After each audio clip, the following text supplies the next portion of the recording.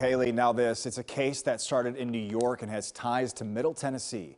It involves a young man missing for nearly 10 years who was last seen in Franklin. The truck he was driving was found stripped and locked in a Nashville garage. Now in our day-long series, The Missing, News 2's Alex Dennis tells us investigators believe that people in the area know exactly what happened the day Nieko Lisi disappeared. It's just torture, wondering where your son was, what happened to him, who was involved, did he suffer? I am Monica Button, and I am Nieko Lisi's mother.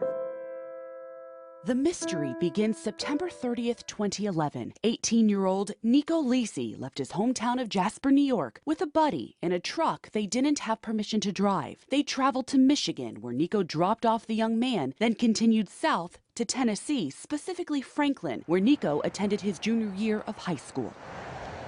Nieko always was a very loyal friend to me, but he doesn't know when to back down. Monica agrees. Her second-born's wild streak worried her. Someday he's going to get in trouble with his attitude, no matter how much we tried to correct him. But there was another side of her son she adored. Nieko had a heart. He cared about people, especially his family and friends. Nieko was my best friend. We've known each other since we were 8. Whenever I would call him, he would always answer. So it was very alarming that he just wasn't answering.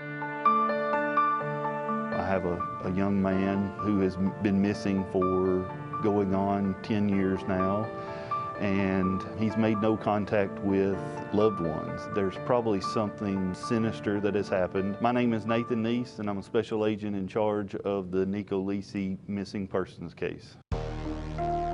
According to Franklin police, Nieko was last seen on Flintlock Drive, a residential street off Liberty Pike. There was a young man that lived on Flintlock Drive that called me and said that Nieko had been to his house on Saturday, October 1st, and that he had spent the night there, that they had went and played soccer, and after they'd played soccer, Nieko walked back to his house and disappeared. That same afternoon, police say Niko's cell phone pinged from a Franklin cell tower for the very last time. I do know that people know things and they're not saying anything. And I feel like there's something in Franklin that's holding people back. I think it's because people are fearful. The same fear keeps this former Franklin High classmate from revealing her identity. Nearly 5 years passed with no leads. Then in 2016, detectives found the 2004 GMC Canyon pickup Nieko was last seen driving locked inside this Nashville garage of a home in Sylvan Park, known in 2011 as a party house. It was found in what I call a chopped up state. Only pieces of it were left. Is there a reason why the address is not being released? Well, I don't want to say that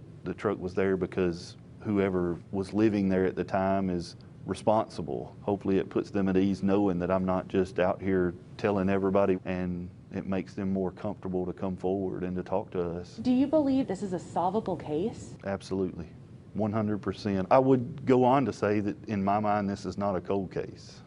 This is an active investigation for me. I believe there are people in the community of Middle Tennessee, Nashville and Franklin specifically, that have information, and I want them all to come forward.